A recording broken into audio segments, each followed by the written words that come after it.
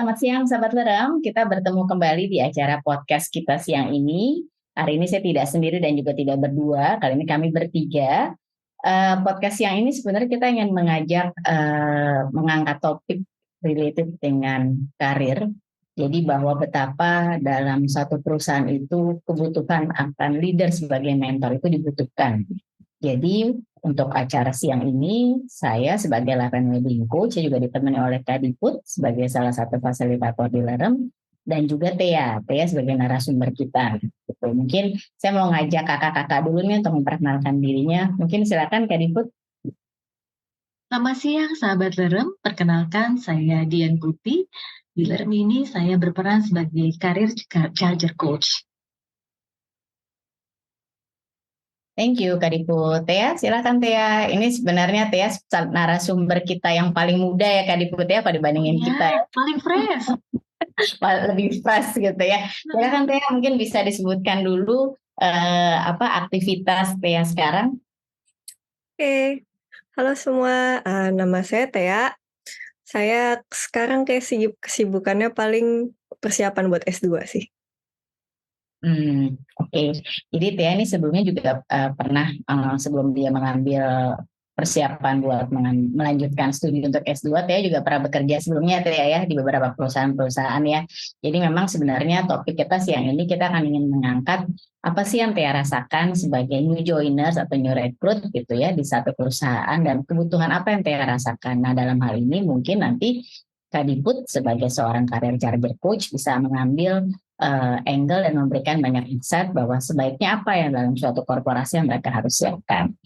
Nah itu kurang lebih sahabat Lerem untuk topik kita siang ini. Sekali lagi saya juga ingin mungkin memperkenalkan bahwa Lerem adalah suatu comprehensive well-being platform yang memang kita siapkan untuk para individu untuk menjadi pribadi yang lebih baik, mengenal diri sendiri sehingga dapat lebih mudah mengakselerasi baik itu di karir, hubungan dengan sesama, ataupun juga dengan aktivitas yang lainnya. Mungkin aku akan langsung dulu untuk siang ini, sahabat Lerem, kita akan coba mulai podcast kita. Saya mungkin mau tanya-tanya dulu dengan Thea. Kita santai aja ya Thea ya, untuk siang ini. Jadi mudah-mudahan juga hasilnya bisa dinikmati oleh sahabat Lerem saat mendengarkan podcast kita nantinya. Thea, cerita dulu dong pengalaman Thea selama kerja di beberapa perusahaan. Apa saja sih Thea? Maksudnya mungkin tidak usah disebutkan namanya, cuman di bidang apa, dan Thea kebetulan di departemen mana di assign-nya. Silakan Thea. Oke, kebetulan saya emang lulusan psikologi, jadi saya juga mencari tempat magang waktu itu yang berhubungan sama psikologi. Soal perusahaan, saya pernah bekerja di perusahaan asuransi, terus saya juga pernah bekerja di tempat konsultasi. Dua-duanya saya di bidang HR. Kalau di perusahaan asuransi, saya waktu itu di-assign di 2 tim, satu di talent acquisition, bagian rekrutmen, satu lagi di HRBP. Kalau di bagian consulting, saya waktu itu sebagai HR general, tapi hanya sebagai asisten saja. Oke. Jadi sebenarnya background-nya Thea yang Thea lakukan selama pengalaman di company dan juga dengan background pendidikan sejalan ya Thea ya. Relate dengan area human relation ya di bagian psikolog ya. Oke Thea, saat Thea magang ya kan bisa dibilang untuk umur yang cukup masih muda Thea sudah sempat merasakan di 2 company gitu ya, dan dua-duanya sepertinya tipe perusahaannya juga beda gitu. Satu sebagai asuransi yang mungkin lebih ke core bisnis gitu ya, satu lagi sebagai consultant which is mungkin memberikan service gitu ya. Saya yakin pasti ada bedanya tuh dan ada plus minusnya gitu ya. Mungkin kalau Thea sendiri boleh cerita saat baru masuk gitu ya, saat Thea masuk ke 2 perusahaan itu, gimana tuh Thea tuh proses adaptasinya? Karena saya pengalaman kerjanya nggak cuman di perusahaan, sebagai background saja, saya waktu itu pernah juga bekerja di sekolahan sebagai asisten guru, dan itu tentunya sangat berbeda dengan perusahaan. Jadi menurut saya kerja di perusahaan itu lebih ringan daripada kerja kasar yang membutuhkan banyak aktivitas fisik atau kesabaran untuk menghadapi customer. Saya kan kebetulan saya juga di bagian HR, bukan bagian sales. Jadi adaptasi buat saya cukup mudah sih, karena senior-senior saya juga mengajari segi teknis pekerjaannya dengan jelas. Oke. Jadi Tia bisa merasakan sifat adaptasi itu dari dua sisi ya. Pertama dari Tia sendiri dengan pengalaman yang dulu juga pernah melakukan magang, tapi yang sifatnya lebih mungkin lebih berat di fisik ya dibandingkan dengan yang sifat pekerjaan yang dilakukan di korporasi. Terus kedua ada faktor support dari eksternal ya. Jadi fungsi dari para senior atau mungkin anggota karyawan yang lain di departemen itu juga bisa cukup membantu Tia ya dalam saat melakukan aktivitas seharinya. Oke, tadi Tia sebutkan dukungan ya. Seperti apa sih sebenarnya Tia dukungan yang Tia rasa dibutuhkan? Dukungan yang saya rasa itu selain diajarin basic sistem kerja dari segi teknis, yang buat kerjaannya ya, menurutku sikap friendly dan terbuka terhadap orang-orang dari perusahaannya itu cukup penting, apalagi buat new joiner. Soalnya kalau new joiner merasa nyaman dan aman untuk bertanya, mereka bisa lebih proaktif kalau misalnya disuruh ngerjain pekerjaan mereka sendiri. Dan mungkin juga nanti lama-kelamaan mereka juga bisa membantu mungkin orang-orang lain yang butuh bantuan. Oke. Jadi memang juga mungkin ada unsur culture dari perusahaan itu sendiri ya, sehingga mengakibatkan karyawannya juga lebih bersifat bisa open, bisa memberikan support gitu ya buat Tia ya. Jadi Tia sangat bersyukur bahwa saat Tia join, support dari mereka cukup membantu, jadi mungkin memudahkan Tia ya saat melakukan adaptasi di pekerjaannya gitu. Kemudian siapa saja sih Tia orang yang memberikan dukungan itu? Apakah itu sifatnya leader atau itu senior atau gimana Tia di perusahaan tersebut? Karena saya punya pengalaman di 2 perusahaan, yang di tempat consulting itu kebetulan emang tim HR-nya bergabung di naungan tim support karena memang perusahaannya belum besar. Jadi yang memberi saya dukungan itu kurang lebih hanya 1 orang, yaitu senior saya.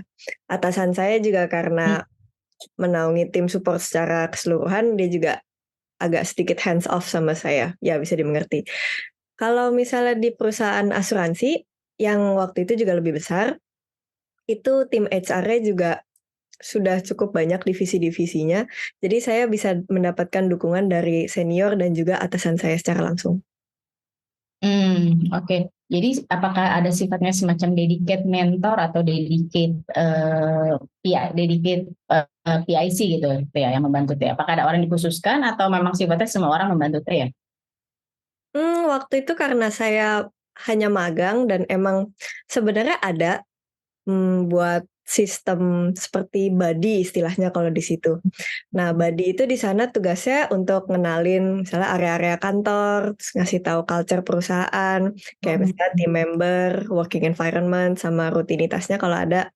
Terus ngajarin juga cara-cara gunain sistem digital yang dipakai di kantor atau fasilitas lain yang bisa dipakai di kantor. Kadang mereka juga bisa jadi tempat curhat kalau ada masalah kerjaan. Terus kalau cukup dekat, buddy juga bisa dibilang jadi teman pertama nih joiner lah. Terus bahkan bisa curcol kalau masalah pribadi. Oke. Seru juga ya kalau kita begitu join di satu company udah punya langsung di-assign someone yang kita jadikan buddy gitu ya. Jadi bisa juga nanya pekerjaan, juga mungkin bisa nanya tempat ngopi yang enak di mana sih gitu juga bisa ya Teh dengan si buddy ini ya. Oke, Teh thank you ya untuk penjelasannya. Mungkin saya mau coba bertanya juga nih, kebetulan kan Kak Diput sebagai seorang karir charger coach ya Kak Diput ya. Jadi saya yakin lah Kak Diput dari sisi experience dan juga mungkin saat berinteraksi gitu sudah punya banyak pengalaman. Kak Diput ini menariknya ya Kak Diput dari tadi yang Tia ceritakan bahwa cukup beruntung Tia sebagai new joiner saat dia berinteraksi di company yang dia join, si company itu menyiapkan seorang buddy. Nah, cuman ini mungkin saya sebagai orang yang sedikit awam nih Kak Diput. Buddy, mentoring, apakah itu sifatnya memiliki role yang sama kah? Atau bagaimana sih Kak Diput? Mungkin bisa dijelaskan sedikit nih untuk istilah mentor sendiri. Oke, baik. Jadi sebenarnya antara buddy sama mentoring itu bukanlah suatu hal yang sama ya, walaupun ya ada kemiripannya. Nah, kita bedakan di sini sebenarnya program buddy itu memiliki tujuan yang berbeda dengan mentoring. Orang yang menjalankan kedua peran ini juga biasanya berbeda, tapi memang dari sisi approach ada kemiripannya. Nah, pertama program Badi itu biasanya merupakan program disediakan oleh HR atau oleh talent acquisition ya, untuk membantu proses adaptasi dari new joiners. Jadi jelas subjeknya adalah atau targetnya nih itu adalah new joiners. Nah, tujuannya apa? Supaya proses adjustment-nya itu lebih berlangsung smooth gitu dan lebih cepat juga proses adjustment-nya. Nah, jadi Badi ini biasanya programnya itu berlangsung selama 3 bulan. Kenapa kok 3 bulan sampai 1 tahun? Nah, kenapa kok 3 bulan sampai 1 tahun? 3 bulan itu kan biasanya adalah masa probation gitu ya. Kalau kita juga mengacu ke Undang-Undang Ketenagakerjaan. Nah, ada yang cuman sampai 3 bulan aja, tapi ada yang dirasa 3 bulan belum cukup gitu ya. Maka ada yang paling lama sampai setahun gitu. Biasanya nggak lebih dari 1 tahun. Nah, kemudian tadi seperti saya katakan juga targetnya memang khusus pada new joiners. Nah, kedua, siapa yang menjalankan atau siapa PIC dari Badi di sini? Biasanya kalau Badi itu dijalankan oleh rekan sedepartemennya, tapi yang agak lebih senior gitu, dan bukan atasan dari new joiners tersebut. Nah, dari kontennya sendiri ya, konten pembicaranya Badi tadi udah sebutkan juga tuh sama Kak Kety dan sama Thea gitu. Jadi dari mulai misalnya kayak gimana cara menggunakan suatu sistem tertentu di perusahaan gitu. Terus juga seperti yang bilang tadi tempat curhat, tempat curcol itu juga. Nah, jadi memang biasanya adalah isi pembicaraannya terkait sama adaptasi yang sehari-hari di kantor, dari mulai di mana tempat kos, di mana biasanya karyawan itu makan, kayak gitu, khususnya makan buat tanggal tua nih ya misalnya. Nah itu aturan pembicaraan ringan antara Badi dengan new joiners gitu. Itu sih kalau dari sisi Badi dan apa itu Badi ya Kak Niti ya. Oke, jadi memang sifatnya Badi itu mungkin salah satu staf yang dianggap senior gitu ya Kak Diput ya, yang diassign untuk bisa membantu atau untuk bisa menyupport si new joiners ini ya, untuk apapun gitu ya. Sedangkan tadi Kak Diput sempat menyebutkan juga bahwa Badi itu berbeda dengan mentoring gitu ya. Jadi si Badi ini memang bukan leader dari departemen itu hanya staf yang cukup senior lah yang diassign. Nah, kalau kita kembali ke kata mentor itu sendiri gitu Kak. Jadi apa sih sebenarnya yang paling membedakan antara Badi dan mentor gitu Kak? Oke, tadi kalau kesamaannya kan adalah approach-nya ya, approach-nya yang ada kemiripan gitu, di mana tugasnya adalah membimbing, tapi pelakunya maupun pelaku itu maksudnya PIC-nya itu beda dan konten yang dibahas itu beda. Oke, nah mentoring itu apa sih? Nah sebenarnya mentoring itu biasanya konteksnya adalah untuk pengembangan karyawan. Jadi bukan terbatas pada new joiner saja, malah kecenderungannya mentoring itu untuk juga karyawan yang sudah join katakanlah lebih dari 1 tahun, gitu ya. Nah tentu aja new joiners juga dikasih. Kemudian di sini mentoring dalam konteks pengembangan karyawan itu tuh biasanya adalah seorang karyawan yang memiliki kompetensi, memiliki skill maupun memiliki pengalaman lebih tinggi daripada si mentinya, itu tuh dia akan berperan sebagai guru, sebagai role model maupun sebagai konsultan untuk menti tersebut. Dan di sini biasanya yang melaksanakan adalah atasannya, gitu ya. Gitu. Nah, tujuannya apa? Kalau tadi tujuannya Badi adalah untuk adjustment, supaya lebih cepat adjustment-nya, supaya lebih lancar juga. Nah, kalau di sini tujuannya adalah supaya karyawan bisa mengetahui pengetahuan dan keterampilan yang dibutuhkan untuk melaksanakan pekerjaan dia. Jadi semacam ada transfer of knowledge dari seorang mentor kepada mentinya. Makanya dikatakan tadi kaitannya adalah terkait sama pengembangan karyawan ya, di mana karyawan ini dididik atau dikembangkan supaya bisa melaksanakan peran dan fungsinya dan melaksanakan pekerjaannya dengan lebih mudah, menguasai skill maupun kompetensi yang dibutuhkan dari pekerjaannya dengan lebih mudah. Itu. Oke. Jadi memang mentor ini bisa dikategorikan pertama dia adalah leader mungkin dari departemen yang bersangkutan gitu Kak ya. Jadi mungkin dari sisi penguasaan knowledge untuk ke departemen itu, juga termasuk penguasaan sistem dan how to-nya, memang fungsinya itu ada di mentor. Jadi bukan hanya lebih kayak sekedar teman pendamping gitu ya Kak ya, fungsinya Iya, mentor ya. Oke, betul. oke. Tadi juga Kak Dipo juga sempat menceritakan bahwa Badi itu memang berperan sebagai orang yang pertama yang akan dihadapi oleh si para new joiners gitu ya. Jadi ya, sebaiknya memang mungkin dalam satu organisasi itu mereka memiliki badi dan juga mereka bisa memiliki mentor Kak ya. Yang Iya, itu kalau alangkah lebih idealnya, baiknya ya. Alangkah uh, lebih baiknya ya bisa seperti itu ya. idealnya gitu. Siapa sih Kak yang sebenarnya menjalankan peran mentor Kak kalau dalam satu perusahaan itu biasanya siapa? Oke, para atasan, entah itu levelnya mulai dari supervisor sampai dengan jenjang yang lebih tinggi lagi. Karena gini, dalam mentoring itu sebenarnya kan tadi targetnya bukan cuma new joiners ya, tapi targetnya kan karyawan pada umumnya. Di mana karyawan ini kan juga mestinya kan jenjangnya kan naik lagi. Jadi kayak misalnya seorang manajer pun masih butuh mentor dari siapa? Katakanlah atasannya dia, yaitu yang levelnya general manager atau levelnya EVP. Seperti itu misalnya. Nah, kenapa sih kok sebaiknya atasan atau atasan juga memiliki peran sebagai mentor? Karena gini, atasan itu kan sebagai orang yang juga men-set up KPI, men-set up goals dari pekerjaan. Oke, kalau kita bicara KPI memang prosesnya bisa ini ya, bisa bottom up. Maksud saya bisa dari si karyawan atau dari si anak buah mengusulkan, tapi kan endingnya adalah yang approve akhirnya KPI-nya itu apa, tetap saja approval dari atasan. Nah, maka dengan demikian, maka atasan juga yang tahu supaya si anak buah ini bisa achieve suatu KPI atau achieve suatu target, maka dia butuh kemampuan apa saja, butuh skill apa saja, butuh kompetensi apa saja yang harus dipenuhi.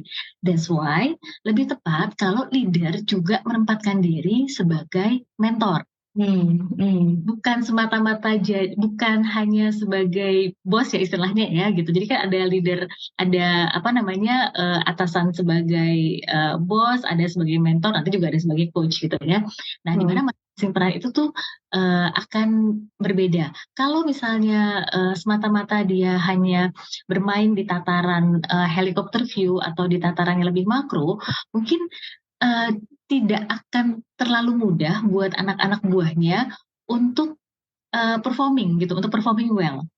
Nah, jadi fungsi mentor di sini itu tuh dia akan semacam mendidik anak-anak buahnya untuk sampai atau untuk menguasai level kompetensi atau level skill tertentu sehingga dia bisa performing di pekerjaannya. Ada satu alasan lagi kenapa kok sebaiknya mentor itu dilakukan oleh seorang leader atau tepatnya seorang leader juga berperan sebagai mentor. Tadi selain dia set up KPI, dia juga kan yang evaluasi kinerja anak buahnya. Nah, maka kenapa kok peran itu akhirnya sebaiknya dijalankan oleh seorang leader gitu sehingga juga terpantau in daily activities dari pekerjaan anak buahnya itu akan terpantau sejauh mana anak buah ini sudah deliver the job dan juga not only deliver the job tapi juga sudah seberapa jauh si anak buah ini menguasai suatu skill atau kompetensi tertentu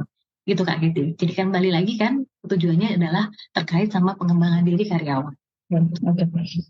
Jadi memang di sini saya malah jadi lebih melihatnya fungsi leader itu nggak selalu, kita tidak bisa memantapkan fungsi leader hanya sebagai leader yang fungsinya hanya mengontrol ya Kak Diput ya. Kalau di sini saya tangkap bahwa memang ada fungsi leader yang dia sebagai mentor gitu. Jadi dia benar-benar memonitor juga dan dia juga mungkin memberi masukan, memberi arahan gitu ya, dan di lain pihak dia sendiri juga akan melakukan penilaian kalau tadi relate dengan KPI gitu ya. Dan saya melihatnya kalau fungsi itu bisa berjalan bagus berarti setiap individu di departemen tersebut diharapkan bisa melakukan proses pekerjaannya dengan sebaik mungkin, tentunya karena ada fungsinya si mentor ini ya Kak ya. Betul. Dan izin saya menambahkan lagi ya Kak Keti, jadi apa sih isi percakapan real gitu ya dalam sebuah sesi mentoring gitu ya? Antara lain adalah arahan atau sebuah best practice dari suatu problem solving Itu antara Hmm. lain yang disampaikan seorang mentor kepada mentinya. Dalam hal ini seorang leader yang berperan sebagai mentor kepada anak buahnya. Itu antara lain yang disampaikan itu. Jadi kalau anak buahnya buntu gitu ya, misalnya untuk solve certain problem gitu, si mentor ini yang bisa memberitahukan atau langsung advising apa yang harus dilakukan gitu.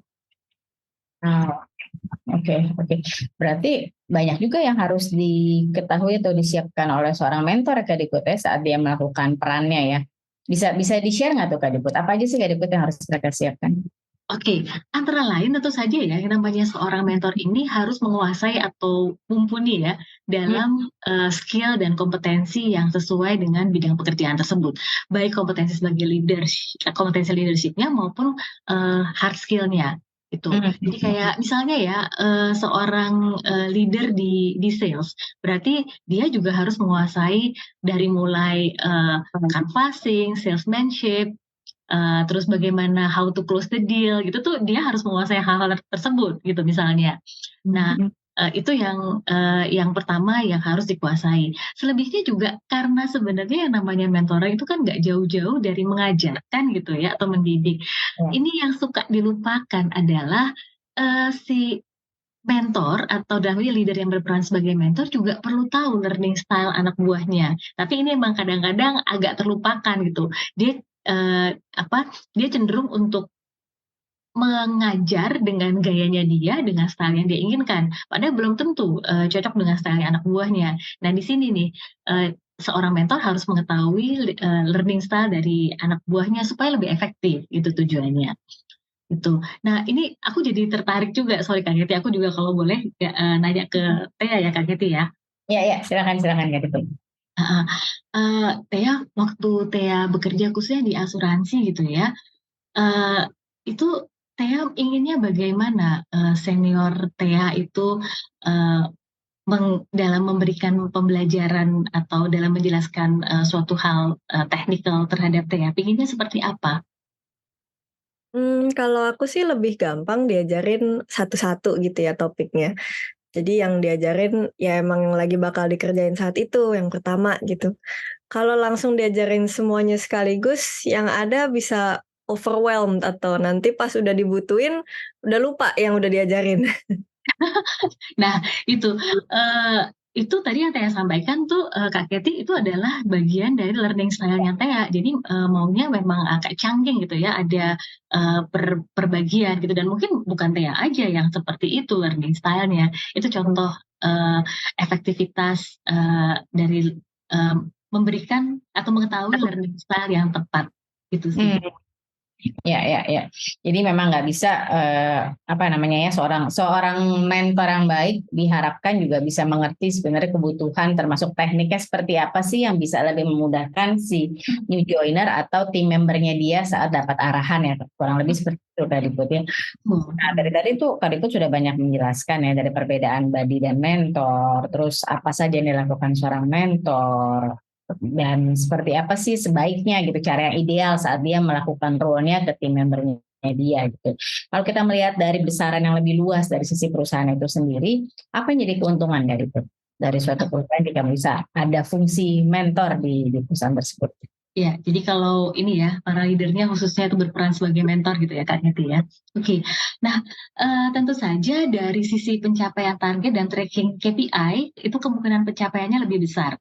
Karena karyawan terpantau ya, terpantau pemahamannya, bukan cuma terpantau working result-nya aja, tapi juga terpantau pemahamannya mengenai suatu way of working, dan juga si karyawan itu memperoleh skill dan knowledge yang dibutuhkan untuk mencapai kinerja yang bagus.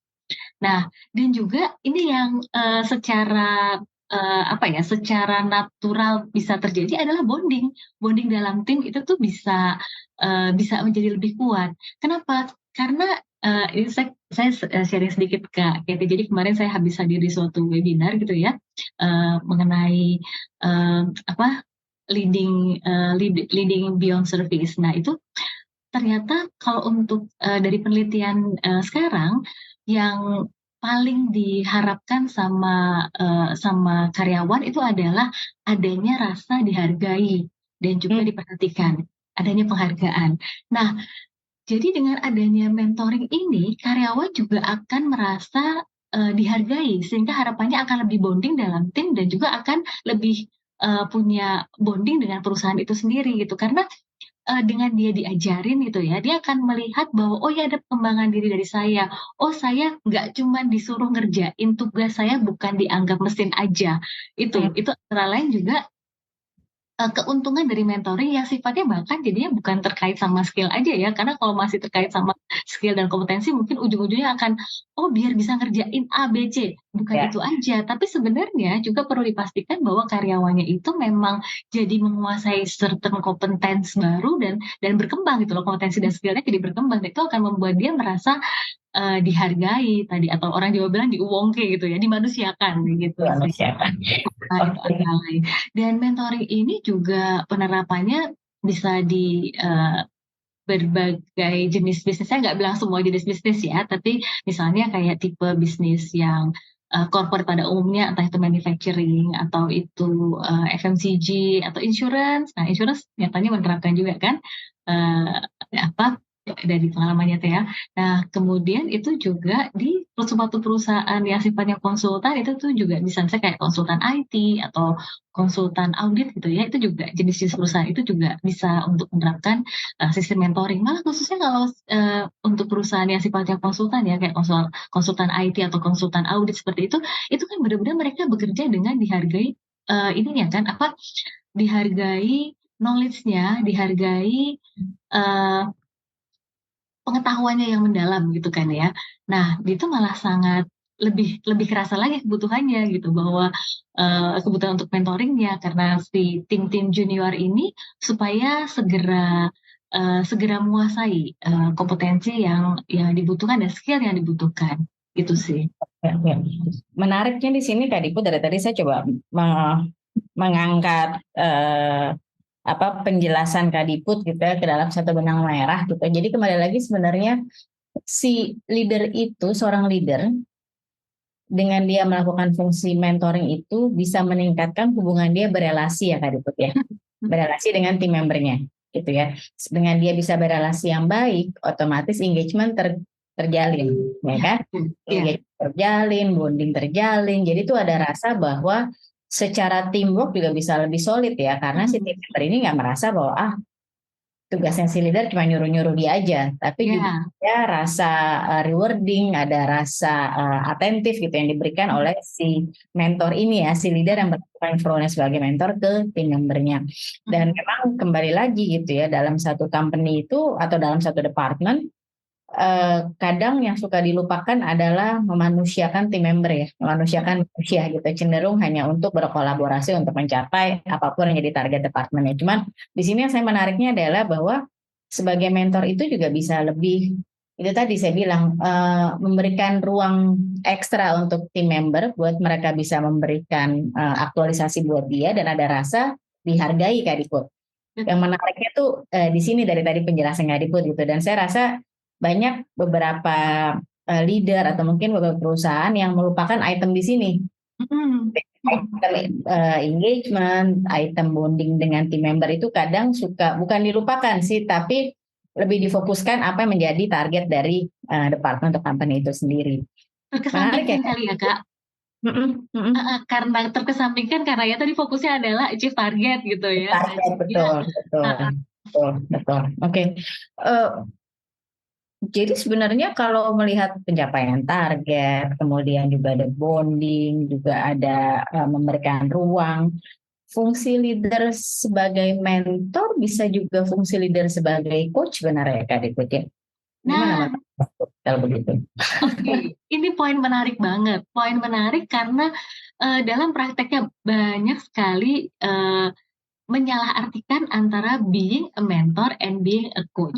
Tadi saya sempat jelaskan di awal bahwa salah satu isi pembicaraan dalam sisi mentoringship antara mentor dengan mentee adalah problem solving, di mana si mentornya itu advising gitu ya, advising the way the mentee solve the problem gitu misalnya. Nah, di sini kesannya kan kayak lah kalau diajarin terus nanti gimana karyawannya, gimana anak buahnya atau mentinya, nanti cuman kesannya kayak disuapin aja dong sama atasannya. Nah, di sini yang membedakan antara peran mentor dengan peran coach.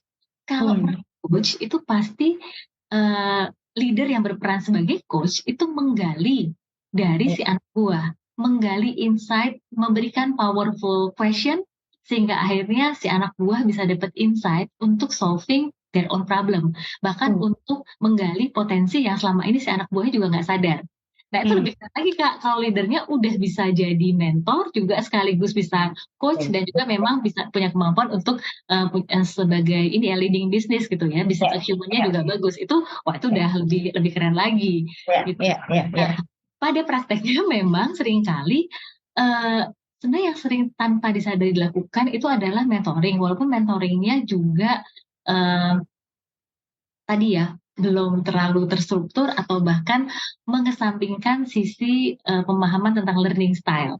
Nah, di sini biasanya sebenarnya yang dilakukan leader itu lebih banyak mentoring alias ngasih tahu, ngasih nasihat, ngajarin, itu yang versi bagus ya. Not to mention tentu aja ya banyak juga leader yang bodo amat atau yang nggak mau tahu gitu tuh juga banyak ya sebenarnya seperti itu. Tapi I mean banyak ketika leader merasa bahwa dia, loh kan aku sudah ngajarin anak buahku, aku kan udah ngasih saran, aku udah ngasih tahu loh problem solving, aku udah ngasih tahu cara ngerjain sesuatu. Itu dia merasa sudah melakukan coaching. Pada actually yang dia lakukan adalah mentoring gitu. Nah, kalau coaching tahan dulu tuh keinginan buat ngasih saran, keinginan buat langsung ngajarin gitu, apalagi sampai take over pekerjaan itu mah bahkan kalau take over pekerjaan itu berarti sudah bukan mentoring, sudah bukan coaching. Nah, ada pendekatan lain lagi leader as coach. Wah ini mah masing-masing bisa jadi ini ya Kak ya, leader as mentor sama leader as coach itu udah bisa jadi dua materi training yang berbeda tuh. Jadi detailnya banyak lah Kak gitu. Ya. Menarik ya Diput. Jadi maksudnya sebenarnya tuh seorang leader tuh kalau saya dari tadi dengerin cara Kak Diput membeberkan, kemudian juga apa yang Kak Tia juga alami gitu ya, experience Tia gitu. Sebenarnya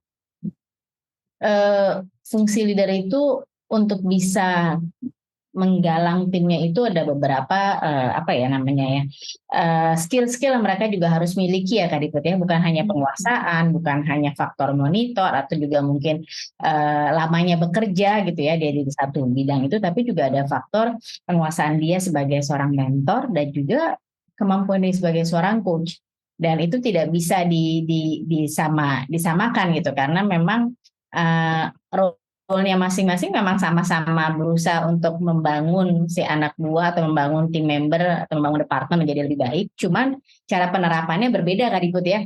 Ini menarik. Jadi gimana sih caranya kita bisa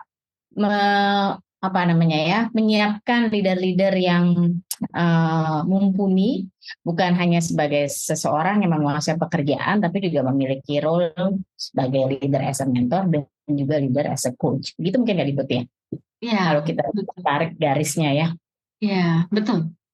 Dan itu memang perlu dipersiapkan ya Kak. Jadi dalam beberapa perusahaan itu memang mereka diajarkan dalam artian diberikan suatu pelatihan leader as coach maupun leader as mentor gitu. Dan selain itu juga pelatihan adalah pembuka ya Kak ya. Tapi selebihnya kan bagaimana kegiatan tadi berkesinambungan dan berkelanjutan itu tentu saja pasti diiringi dengan sistem yang ada. Kayak misalnya saya mengenal di suatu perusahaan consulting gitu ya, mereka itu menyediakan coach tersendiri untuk karyawannya gitu, dan juga mengajarkan para leadernya untuk menjadi mentor gitu. Jadi memang ini ya dibentuk dulu, ada programnya, ada pelatihannya gitu sih Kak Niti. Ya, jadi kembali lagi memang harus tidak bisa jalan begitu saja Kak Diput ya, karena dibutuhkan juga ada support yang lebih menguasai gimana melakukan program tersebut dan gimana cara mempraktekannya dan cara monitornya gitu sampai akhirnya banyak fungsi ini bisa teralat menjadi satu. Betul. Oke Kak Diput, luar biasa nih kita Tia mungkin selama ini mendapat bayangan hanya apa yang Tia alami gitu ya selama melakukan fungsi new joiners di 2 company gitu. Ternyata dari penjelasan Kak Diput aja jadinya bisa lebih menjelaskan bahwa banyak hal yang harus disiapkan dari satu perusahaan untuk bisa menyupport bukan hanya new joiners seperti Tia gitu, tapi juga tim member yang sudah eksis, yang sudah lama gitu. Gimana caranya bahwa